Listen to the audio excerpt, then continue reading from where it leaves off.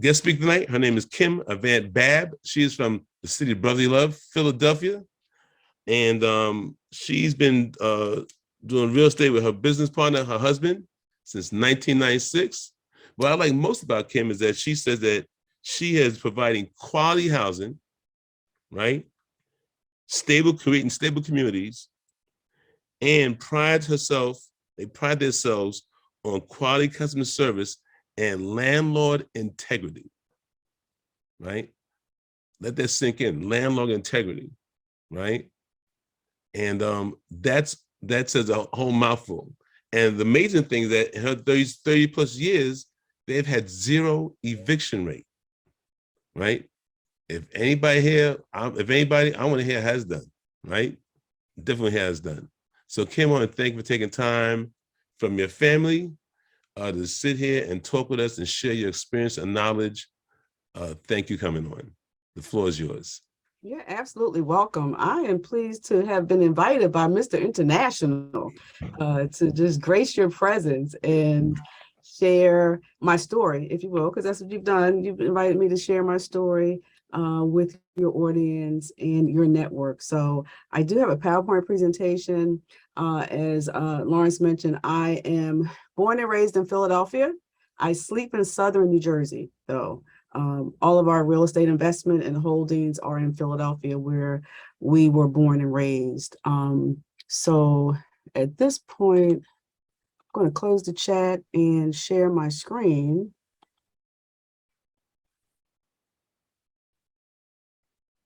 And let me know if you can see that. Can you see my screen? Yes, we can. Awesome. Okay, awesome.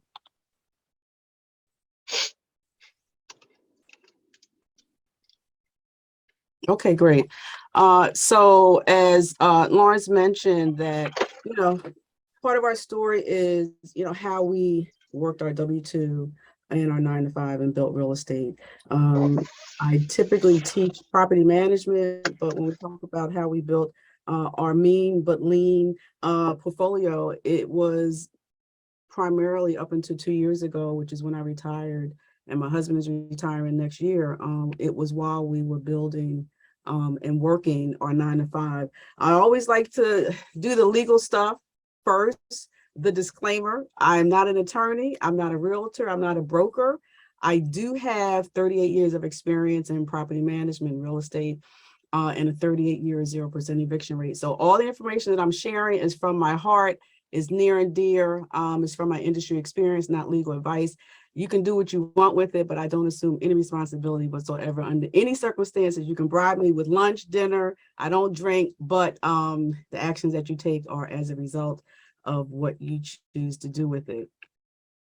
So with that, just a formal introduction again. This is my husband and business partner, Randy, and myself. These are all of the brands that we have built over the 3.5 decades. Babb Properties is the parent company, if you will, and Legacy Real Estate Consulting, I started 2 years ago when I was blessed to retire from my 9-to-5 because of multiple streams of income, but equally because of our real estate investing.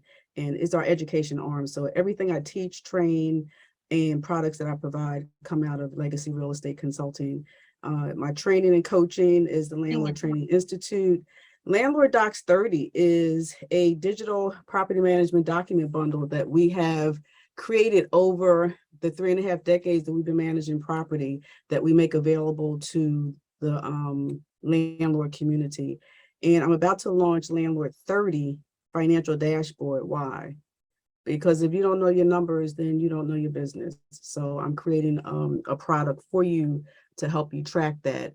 And I saw, based on the introductions, that people are from all over the place. But if you can just kind of raise your, your quiet hand, if you are married, if you have a partner, if you have children, if you have a boss, like relationships are work.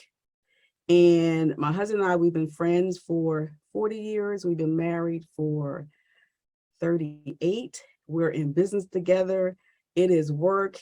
if you pray for me, I will pray for you, because it's work. Relationships are work, but we have we have managed to navigate the ups and the downs, right? So kudos to you as well, all of you who have raised your hands, to acknowledge that it's easy to get into relationships, but the challenge is staying there. So the R factor, or the R effect, that's the Randy effect, right? So we met 40 years ago, and what I noticed was a significant difference between the way he was brought up and the way I was brought up, was that my parents always owned our primary home, so that was great. But what was different with the exposure to his family was not only did they own their primary home, but his mom in particular owned investment properties. And I had never been introduced to that concept before. And I'm going to talk a lot about her in a little bit, but she owned multifamily, small multifamilies, in addition to her primary home. And she was buying real estate into her 70s. She was a W-2. She was a factory sewer, but she also, for some reason, had the foresight to buy investment properties. And we've talked about 9-to-5s, we talk about W-2s. There's a difference between making money and building wealth. There's a major difference between making money and building wealth. We make money, quote unquote, between our 9-to-5. We build wealth between 5 p.m. and 9 p.m. And we really benefit from that wealth between 9 p.m. and 5 a.m. There's a saying that people that have wealth, they make money while they sleep.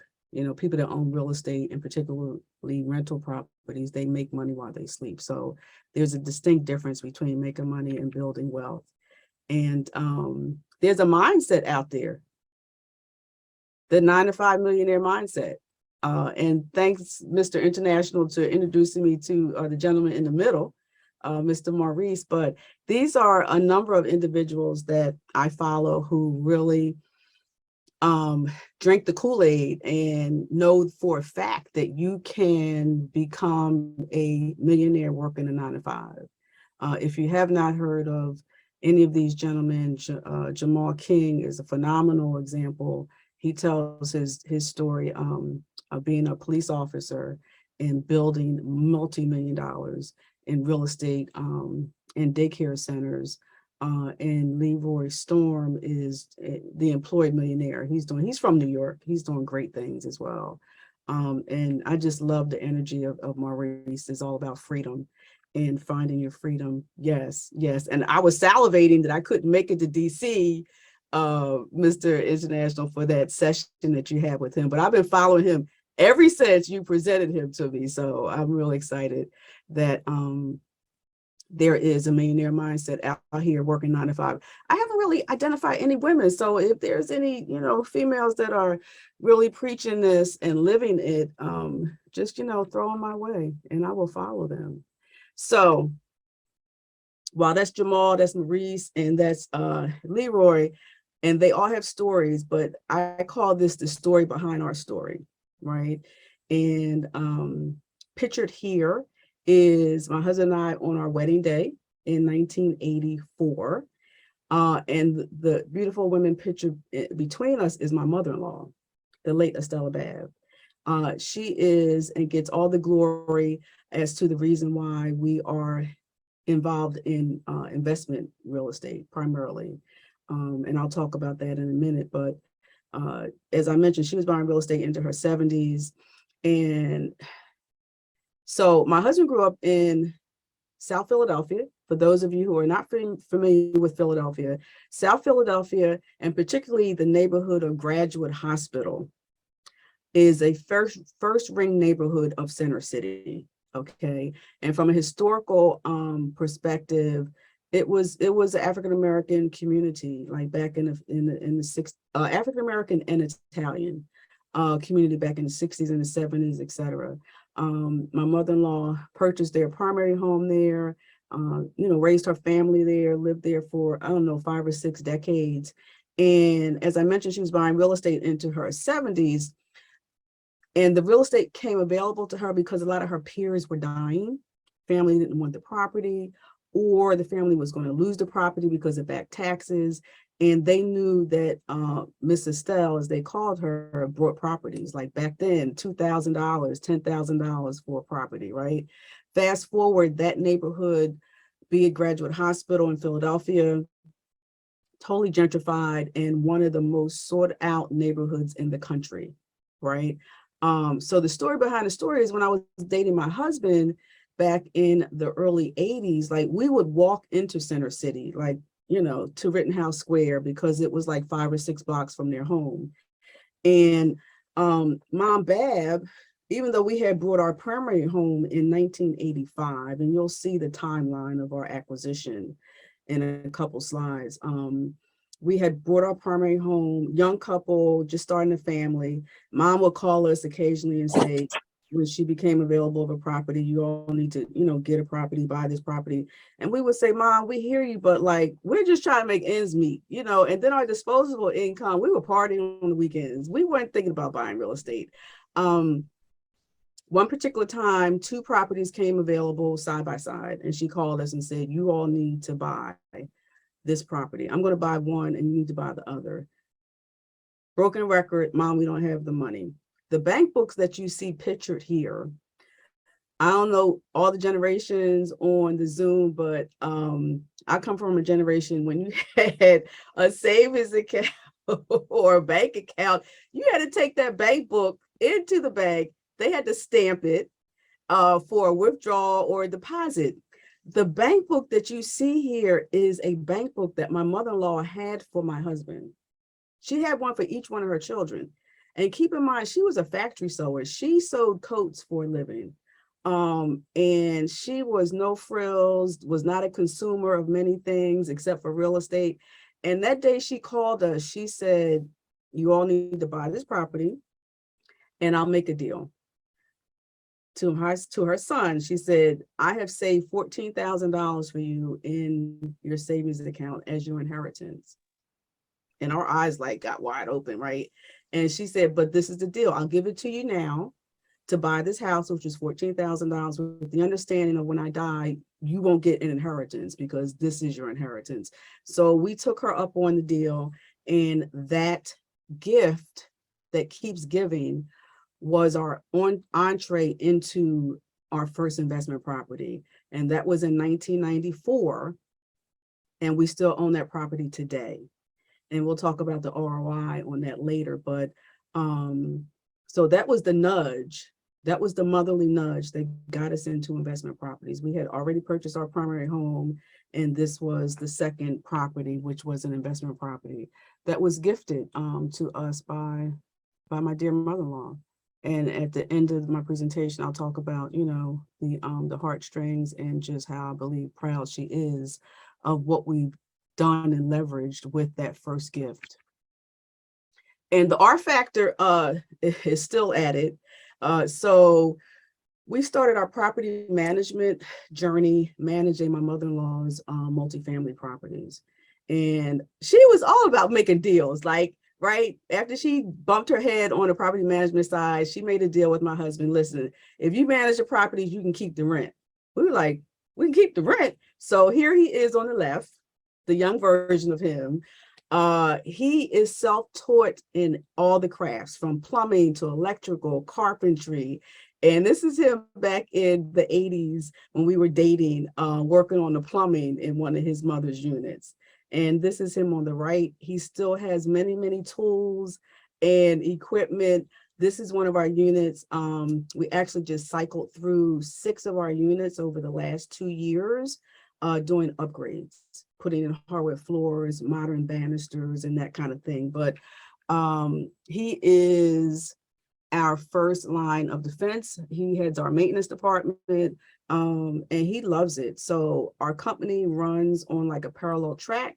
He handles all the construction, all the maintenance of the properties, and I handle all of the administrative, marketing, onboarding, tenant relations, etc. So that's the R factor. He's still at it, and he's about to retire in April of next year. So he's a project guy, so he's going to have to stay busy. So when we talk about investment properties, I equate them really as the golden egg. Create the golden eggs. They're not growing any more land. If you look at the globe, they're not growing any more land. And depending on your point of entry into real estate, be it wholesaling, fixing, flipping, buy and hold, like they're not growing any more land. And we can study land acquisition and the benefit of home ownership from a historical perspective. For example, you couldn't vote if you didn't own land, right? So it's really a golden egg that you can benefit from into generations. Early on, when we were managing my mother-in-law's properties, we were walking, in the dark, bumping our elbows, scraping our knees, figuring out this industry. And we went to a training one time. There was a developer out of New York. He owned multifamilies, apartment buildings all over New York. And he had this concept that we embraced, which was all of his units, he used the analogy that they were cows, right?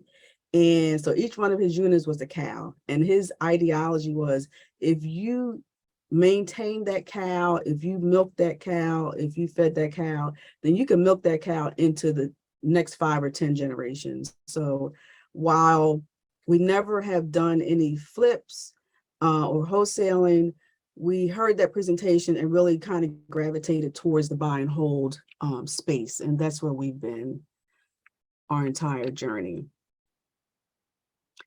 And what's your why? What was our why of getting into real estate? Again, it was a motherly nudge. And that we benefited from that enormously. But another why was that, and you'll see the timeline of our acquisition in a couple slides, but after my mother-in-law nudged us into buying that first investment property and managing her real estate, like the light bulb went off in our heads with the logic that somebody will pay you to live in your property, right? And while the first unit we bought, we inherited a tenant. He only paid us about $200 a month. We let him stay. The condition of the property was terrible. But what happened was I got laid off of my job twice in my career during this period of time. My husband got laid off once. And if you've ever been laid off or let go and your financial economy is just, shattered and shaken, it's not a good place to be. And because of those experiences and our new entree into the fact that somebody will pay you every month to live in your property, we decided that we would no longer allow someone else to control our financial economy, and that we would pursue real estate in order to generate income that nobody else could control, outside of having tenants, if you will. Another thing is, I'm a boy's mom, and you'll see a picture of my sons in a couple slides, but we had always advocated to them to, pursue higher education. And the reality was, how are we going to pay for it? So then we also got the bright idea that we would buy a property for each one of our sons to pay for their college, right? And then the other piece was retirement. Like after we got struck by the bug, we kept thinking, like, how can we create an economy that will address, these various aspects that I'm talking about? And back then, retirement was so far away. Retirement was so far away. But there was always the chatter that Social Security is going to go away. So our other motivation and why was to create income so that if there was no Social Security, we had our own retirement fund, and also freedom based on the income generated by our real estate. So after I retired, I was presented to a number of organizations and groups that go by the acronym of Being on Fire, and, which is being financially free through real estate. So freedom is so, so important to us. This is our acquisition timeline of our real estate. And so in 1985, as I mentioned, we purchased our first primary home. In 94, that gift property that my mother-in-law just nudged us into buying happened. And then we actually built our primary home in New Jersey in 1996. And I'm going to talk about the financial strategy, I think is on the next slide. But when we first started in buying our primary home in 85, and I think I heard a little chatter before we started this presentation about interest rates, right? We got married in 85. We bought our home in 85, and it was brute force sacrifice and savings that we mustered together the money to buy our first primary home. We love Mexican food. We would go to a Mexican restaurant all the time, and we made an agreement that we would have to sacrifice doing and going places and spending money on things that we really liked in order to save this money to buy this first property in 1985, of which, as first-time home buyers, we benefited from the first-time home buyer lottery with the lower interest rate. Can we imagine what the interest rate was back in 84? It was 13%, and we got a 10% first-time home buyer mortgage. So when I talk to young people now, and of course, with all of our units over the years, we've, refied, down to the lower interest rate. But when I hear just the chatter that's going on now about, oh, the interest rate is getting higher and higher, I said, you haven't seen anything, seriously. But anyway, so that was the onset of our real estate acquisition was in 85. 94 was the gift property. 96, we built our own home in New Jersey. And then we kind of got bit by the bug. So you can see in 2004, we bought 3 properties. My mother-in-law passed away in 2003. So we came into, some more inheritance money, thank, goodness for her. But it's so much about leveraging, right? Not only inheritance, and I'll talk about that more later, but your 9 to 5, because that's really the topic today, right? And so without the 9 to 5, we couldn't have bought that house in 85. We couldn't have had, our home built in 96, right? And even though we had a war chest and purchase properties in 2004, what allowed us to do that, and I think the next slide is our financial strategy, was our 9 to 5s, right? It was consistency of income and employment. And then we revved up and bought 2 more in 2005, and then 2 more in 2006, right? And we brought value add properties. All of our portfolio is single family units. And so our business model is acquisition, gut rehab, and hold. So while you can buy a property for cash, and we did in many instances, you still need money to fix them up. So that 9 to 5 allowed us to get home equity lines of credit and other financing and funding. Financial strategy, our 9 to 5s, right? Again, inheritance, which is a wonderful thing. And it's an important springboard, like if we have families that are on here, if you have family members, you have children, like ideally, how cool would it be that they don't have to start from zero, that you can leave them some cows that they can milk into the next 3 to 5 generations. So, thanks to my mother-in-law that she introduced that concept to us, and we leveraged it. Again, you can buy real estate on the low. You need money to fix it up. So part of our strategy was home equity lines of credit. We leveraged our primary homes a couple of times on the conventional side and used that to fix up these properties, okay? And we were doing birds before we knew about the acronym, because we've been in it for 3 decades now, but they've all been on the conventional side versus the commercial side. I just wanted to make that distinction because when we first started out buying our real estate, we were buying them in our personal names. We didn't know about the business strategy of creating an LLC and that whole piece until we got deeper into it. And so half of our portfolio, I would say a third of them are in our personal names, and the other 2/3 are in LLCs, because you basically don't know what you don't know, and you learn as you go, which is what we did. And so again, our business model is acquisition, gut rehab, rent, and hold, right? I was speaking with someone today about your entree into real estate can be wholesaling, fix and flipping, et cetera, syndications, passively, hands-on.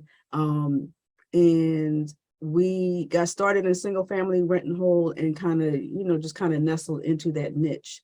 And so that's where we've been. The properties that you see here, as I mentioned earlier, because we have been, in this space for personally like 35 years, building our own portfolio. And again, 10 units is not a lot, but I'm going to be honest with you. The magic and the secret sauce is that we brought at the right time, in the right location, and for the right price. And you can aspire to own 1 unit, 10 units, 100 units, 1,000 units. You get in where you fit in, okay? And you generate income based on whatever kind of lifestyle that you want to support. We call our portfolio a mean lean machine. We bought it at the right time, for the right price, and in the right location. And for the first time, right before COVID, we decided that we wanted to get into and buy a multi-unit, and that we were going to sacrifice one of the cows. So what did we do? We put that gift property on the market that my mother-in-law helped us buy for $14,000. We put it on the market the fourth quarter of 2019 for $390,000 from a $14,000 investment. We put about 50 in it. And so when we talk about generational wealth through real estate, to put that property on the market for $390, it had a great buyer that fell through. Then COVID hit, took it off the market, and it's been performing as it has been for decades as a rental. But this is a picture, as I mentioned earlier, the last 2 years, because we've been in the market and we did the gut rehabs a while ago, and the market is changing, as we're all very familiar with. We've gone through a rotation and upgraded at least 6 or 7 of our properties with hardwood floors. We pulled up all the carpeting, put in the new modern railings, and the R Factor is over there playing in his little playground, always fixing something and improving something. This is one of our earlier properties. And if you can see the photograph on the left, we brought this, and just to mention, we brought through tax lien sales, foreclosures, direct from personal sellers. And this is a property that we brought early on. And if you can see, notice that there's vacant lots on either side of this property. We ripped the whole front off. We did a total gut rehab of this single family property. And the picture in the middle is of that upgrade, okay?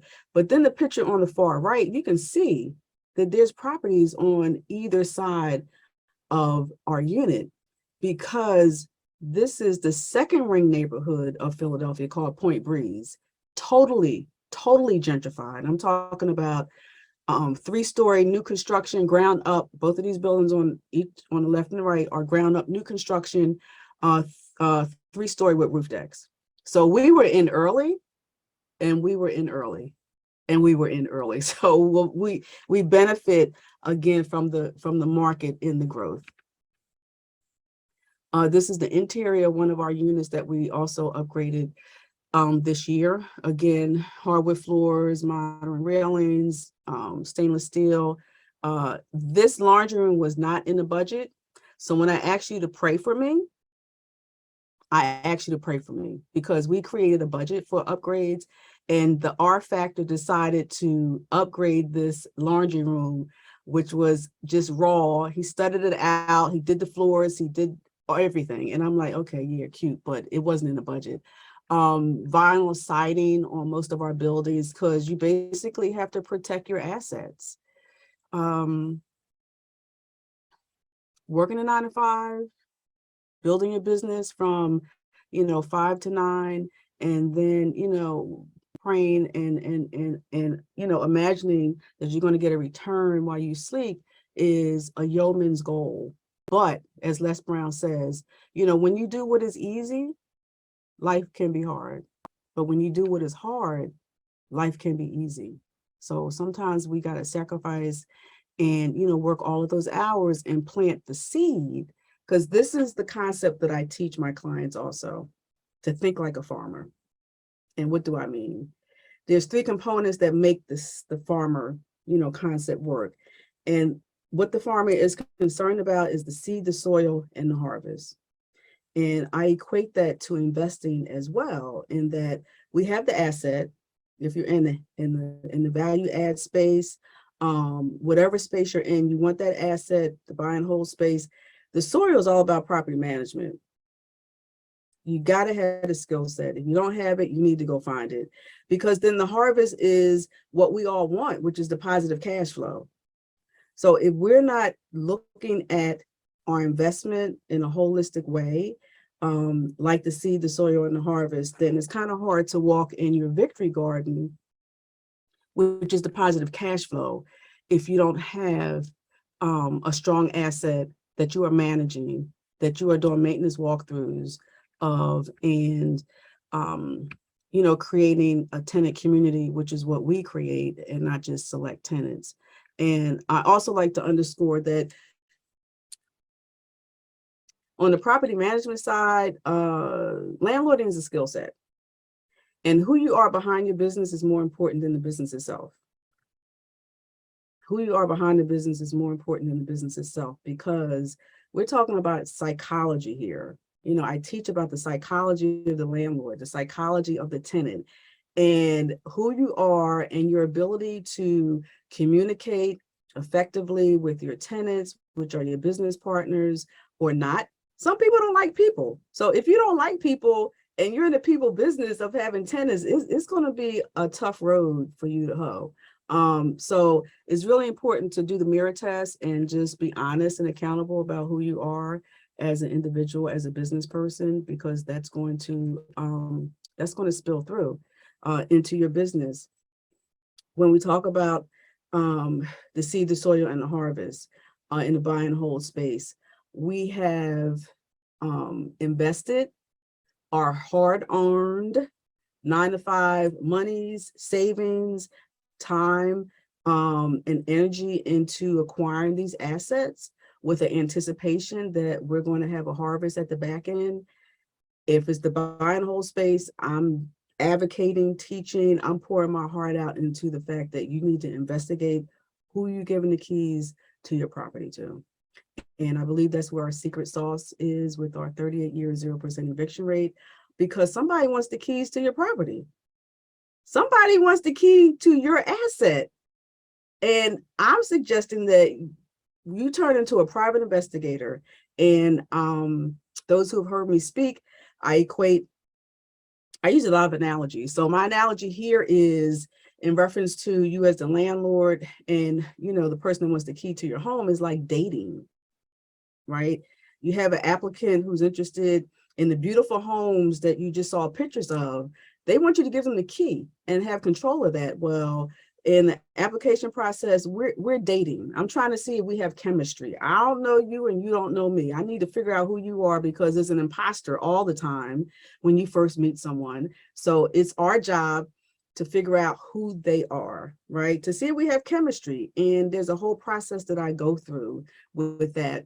And so if I think there's chemistry and you're on a short list of becoming a tenant, we create tenant communities, right? Which is like Willy Wonka in the Chocolate Factory. Like, you need to earn the golden ticket to get into one of our properties. And so we go through that process. If I feel like there's a connection and our company decides to give you the key to our property, then there's the prenup, which is the lease. A prenup, you agree on certain things and I agree on certain things, and then we give you the key. It's like putting a ring on somebody's finger. Like when you're married, When you put a ring on somebody's finger, it's serious. It's the same as giving them the key to your property. And so if you uphold your part of the prenup, which is the lease, we uphold our part of the prenup, which is the lease, then we have a happy relationship. We talked about we need to pray for each other when we're in these relationships. So if everything goes well, the relationship is great. Now, if somebody's cheating on the other person, there's infidelity, you're not holding up your part of the lease, then there's the divorce, which is the eviction. Nobody wants that. It's emotional, it's costly, and our goal in the investigative work on the front end is to avoid the divorce. And so we've been able to avoid the divorce. And my goal is to teach you and encourage you that someone else's experience of having experienced a divorce or an eviction doesn't have to be your experience. It's not ours. So I'm not claiming it. But again, we build tenant communities and we take the application screening process to a whole nother level. This is me actually screening one of the applicants. I have a checklist. I'm checking you out. Like I'm checking you out. And it's serious. It's a serious process. As I mentioned earlier, I am I want to say a boy's mom, but they're grown men. Our youngest son on the far left is 33. So I'm a boy's mom. And I'm bringing this up, and I put this picture in here because there's a lot of energy on the front end of real estate investing and getting into this space, but it's a lot less talked about in reference to estate planning. Is a lot less talked about in reference to estate planning and business structures. So take the time to do the estate planning to transfer the assets to who you want to inherit them. We are enormously thankful to my mother-in-law that she did estate planning. As no frills as she was, she did not live a lavish life. Like if you looked at her, you would not know that she died a multimillionaire, but she had enough commitment and sense to have a will and to allocate her assets to who she wanted them to. And on a personal note, my husband was the executor of her estate, and there were still issues amongst his siblings that took 5 years to settle her estate. So I'm imploring you, if this is your space, take the time to do the research and do some estate planning, because it makes the back end much, much easier. And again, this is us on our wedding day with my mother-in-law. The picture to the right of that is the family home that we also inherited. It was definitely a value add. The picture in the middle is the front of the property. We did a total gut rehab of the property. And the other photo is the photo of the interior of their property. And we still own this property as the family home. And, it's one of the kingpins in our portfolio. Again, we have a mean lean portfolio, enormously valuable, valued in the multi-million dollars because we bought at the right time, the right location, and for the right price. But this is the woman that really nudged us into the mindset of investing, and we did it while we worked our 9 to 5. So it can be done. And I talked to groups about, wanting to become entrepreneurs, quitting their job to get into real estate. And I'm saying, hold up, wait a minute, wait now. Your 9 to 5 is your angel investor. Like I just retired from a 23-year career that paralleled real estate for the state of New Jersey. We financed multi-million-dollar real estate projects all over the urban cities in New Jersey. So I've underwritten deals, right?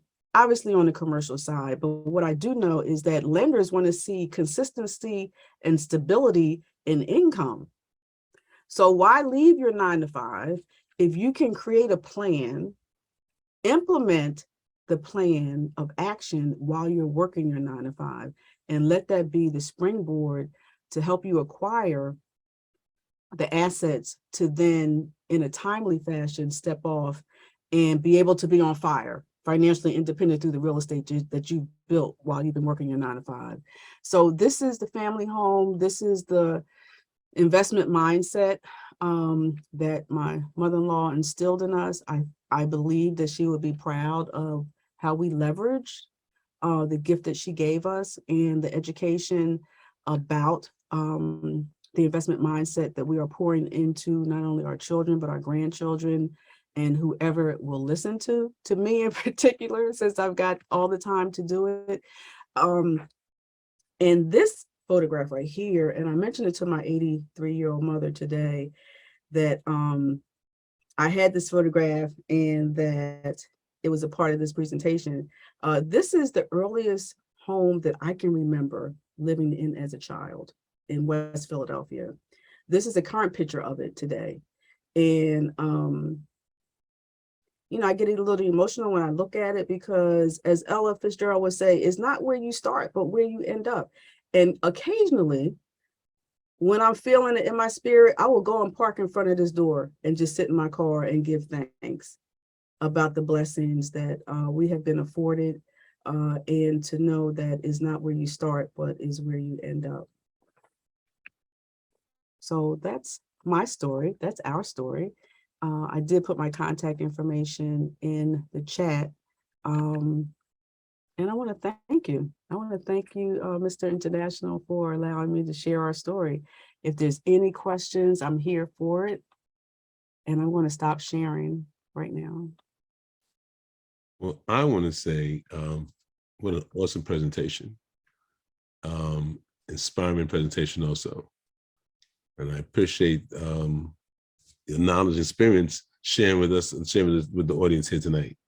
So if there's somebody has some questions, but before we do questions, can anybody please turn your camera on?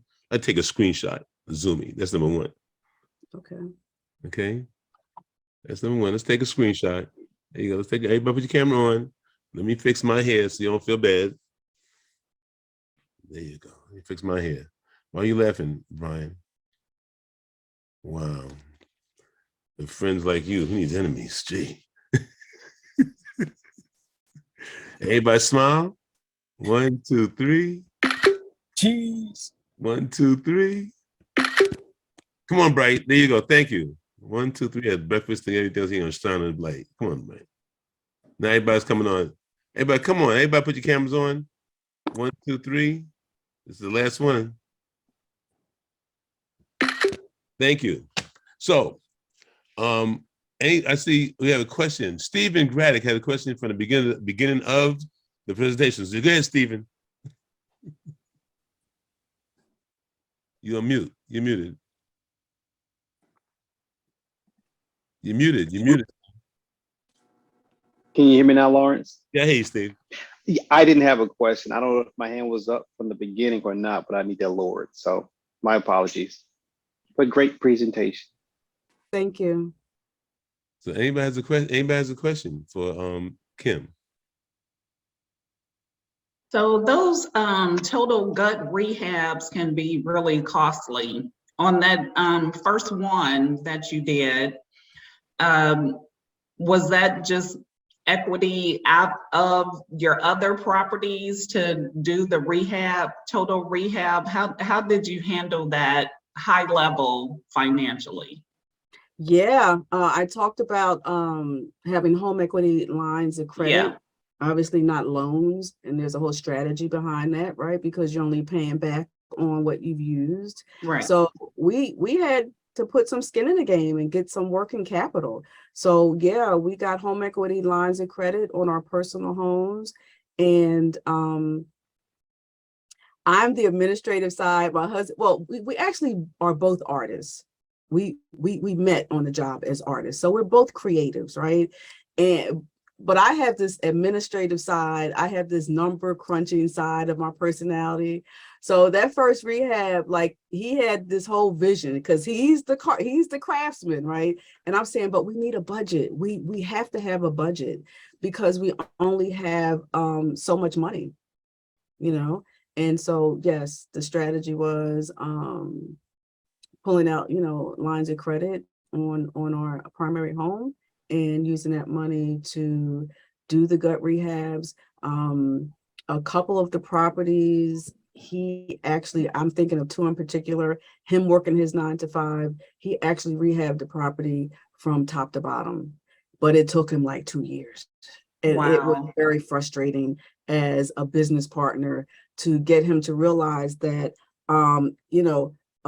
the cost of time is real. Like, I know you can do this, but we need to hire a general contractor to get in there and get it done in 3 months, take it to market, get the return on the investment, and start the cash to flowing. So there was some nights that we didn't have pillow talk.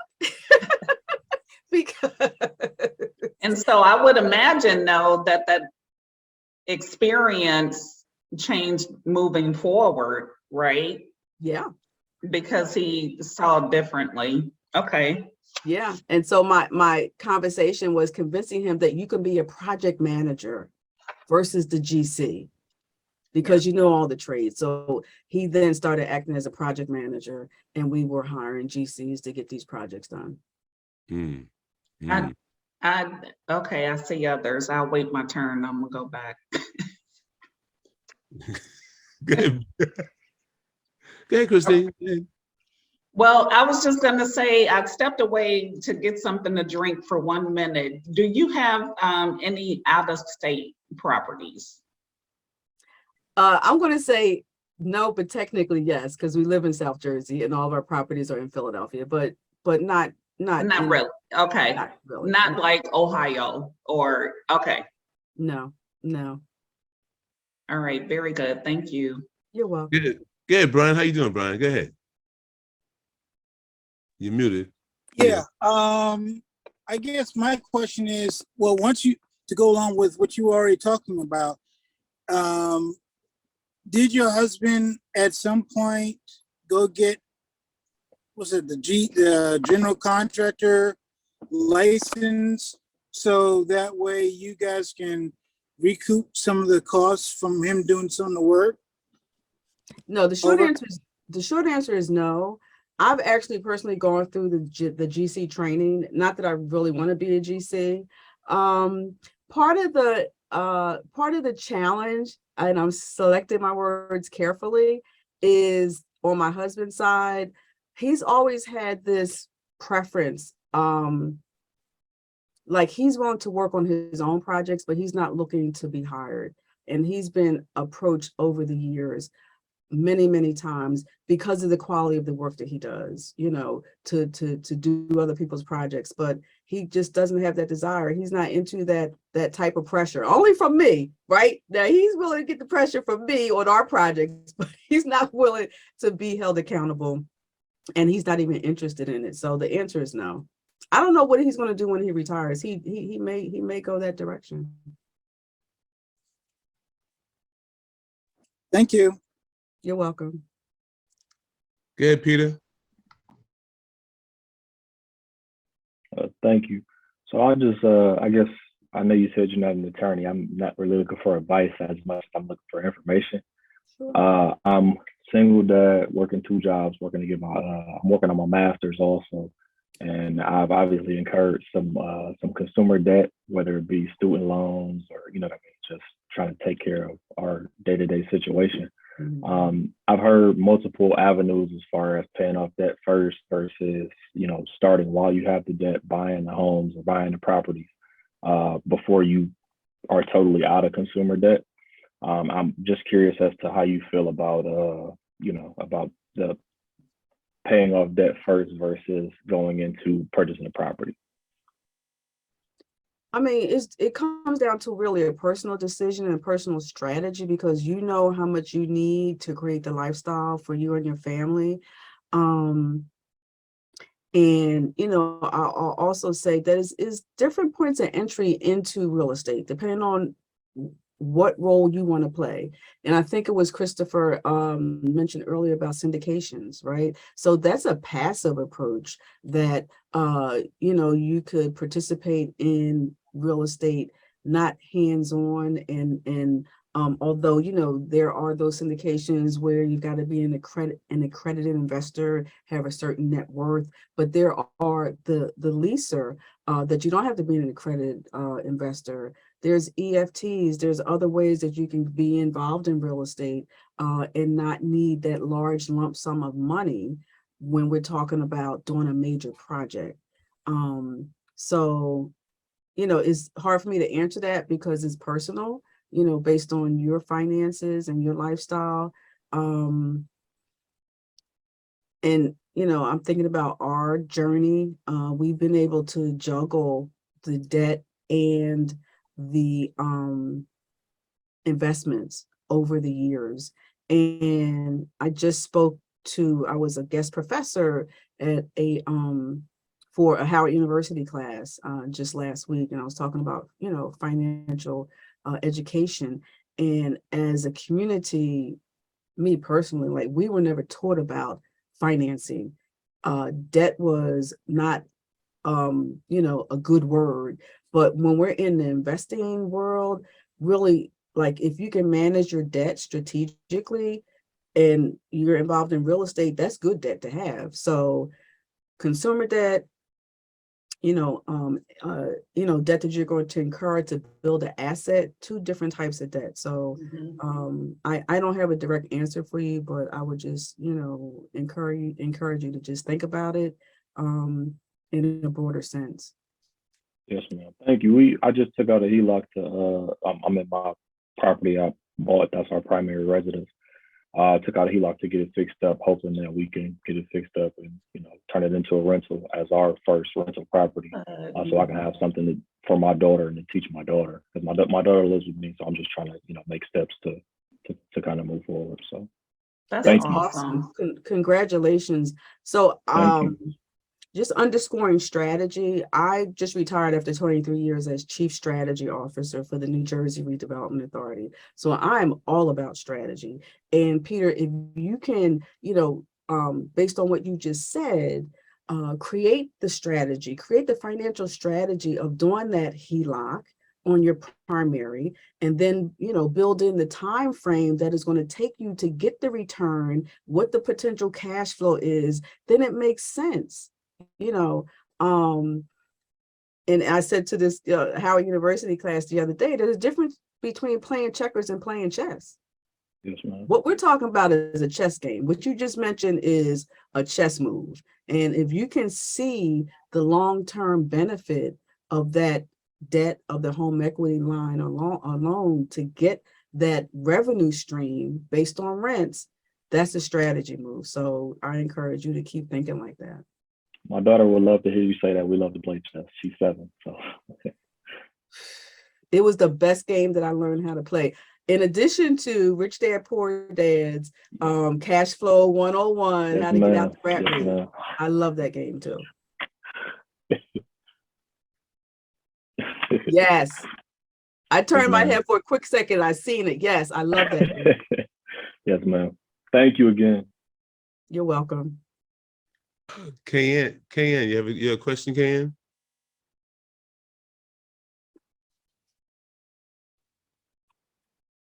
I did. I gotta move the car.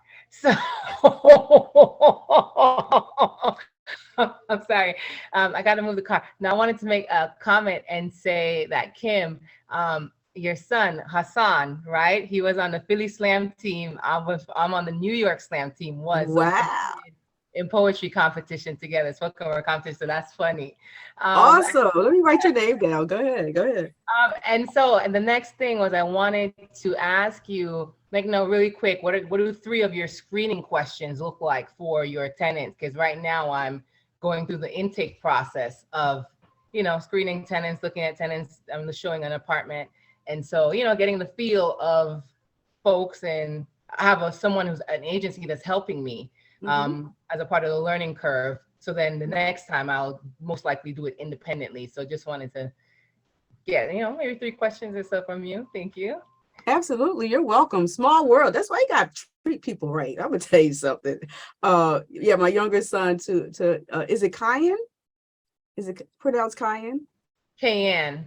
Yeah, my younger son was an HBO featured poet on HBO, featured poet. Yeah, but cool. Screening. So landlording is a skill set. I think I said in my presentation, if I did not, landlording is a skill set. If you have the skills, great, hone your skills. If you do not, and you need to hire a property manager, I need you to be an educated consumer and identify, vet, and manage your property manager. Because we've been doing this for 30 plus years, we've honed the process. COVID has been a test of all of our business models, especially in the buy and hold space, right? So we, along with many other landlords, had to become creative. When we marketed and rented 3 units during COVID. So we had to really pivot in our screening process. So number one, about 5 years ago, we hired a showing agent. So we no longer show our units. It's a Keller Williams agent. She shows all of our units. They take professional photographs, and they use our application documents, right? And they give me a short list of pre-qualified applicants. We have screening criteria, not just one item. We have about 7 screening criterias, right? Employment, credit score, a criminal background, evictions, and all that kind of stuff. So they pre-screen, they send it to me personally, because that's my lane. And with COVID, like once they would give me the short list, I would meet with those applicants after talking to them and begin the screening process. Couldn't do that during COVID. So what did I do? I did what we're doing right now. Schedule Zoom meetings with the applicant. Why? Because I want to see you. I want to read your body language, because we're dating, right? Can't do that over the phone. So I would schedule Zoom meetings, and I have a Zoom checklist of questions, because I want to watch your body language. I want to hear your answers. And some of those questions could be, why are you moving? Are you familiar with the neighborhood? What else is on there? Really, I'm cross-referencing their application in reference to employment. How long have you been working there? What's your salary? Because those answers are cross-referencing what's on the application, in addition to the pay stubs and the bank statements that I have required of them, right? And one of the last screening exercises on our application, if it's geographically convenient, is doing a site visit to their local place of residency. And over the years, sometimes I get pushback, like people are like, why you want to come move where, why do you want to visit where I am? I want to see how you living. Because if I just drop $50,000 or $60,000 into the upgrade of a property, I need to see, I can't dictate to you how to keep house, but I can determine how you maintain a property based on where you're living at, right? And so with COVID, what I would require of them is I need 4 photographs of 4 different rooms where you currently live. Technology is a wonderful thing.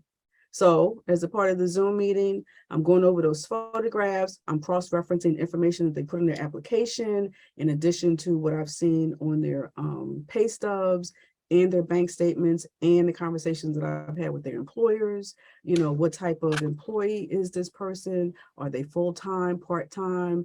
I'm cross-referencing, giving them some feedback, having spoken to their landlord. So, you and Mr. Smith have a really great relationship, I see. You've been with him for now 3 years. So I'm checking their integrity based on cross-referencing all that information, and I'm watching their body language. It's kind of like going into a meeting when I was working, and even now, if I'm meeting with someone, I'm doing research on them before I meet with them, so that I can display the fact that I'm doing my due diligence about you. And it's the same thing with our applicants. So I'm asking them pointed questions, and I'm watching their body language, because we need people in our tenant community who are honest and who are willing to communicate openly and effectively. Thank you for that. Okay, go ahead, Peter. I'm sorry for so many questions. Just to kind of build on what you were saying, with the course that you offer, I know you put up the 4 different businesses initially. Is this something that you go into greater detail as far as being able to hone those skills? Like, do you teach us how to, you know, grow those skills and hone those skills to be better at that? Absolutely. Absolutely. Yeah. Yeah. I'm teaching, I'm going deep. I'm going deep and wide because, you know, it's a major investment to buy these assets. It's a major investment, not only financially, but emotionally, and then generationally, when we're talking about building generational wealth. So I want you to be equipped. I want you to be honest about what you don't know. And then I want to help you fill the gaps with the skills that you need. And also, you know, be honest as to whether or not you don't have the skills. I've coached so many people, new investors, long-term investors, and some of them will say, I'm too nice. Like, I really can't deal with tenants because give me a sob story and I'm going for it, you know, and the rent is late 3-4 months, you know. Or, you know, I'll coach a landlord who's been doing it for a while, and they know that their skill set is sufficient up until like the application process of doing the analysis and all that. So I can coach them from that point. Bring me your short list of 3.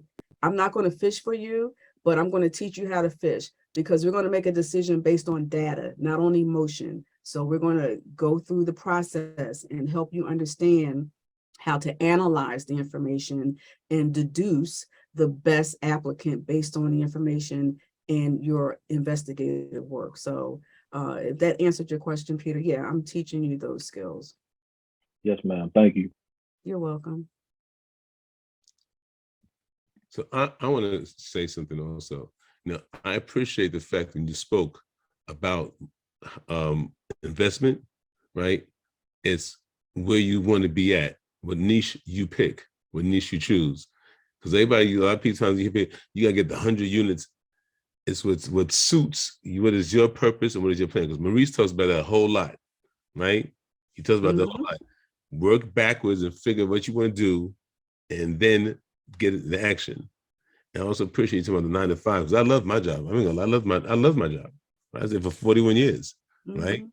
But it doesn't, if you, like you said, if you don't have a job, how you get a loan? And anybody's out here talking about this, you know, we had to get free from the job. So now you got no job, so I ain't get a loan.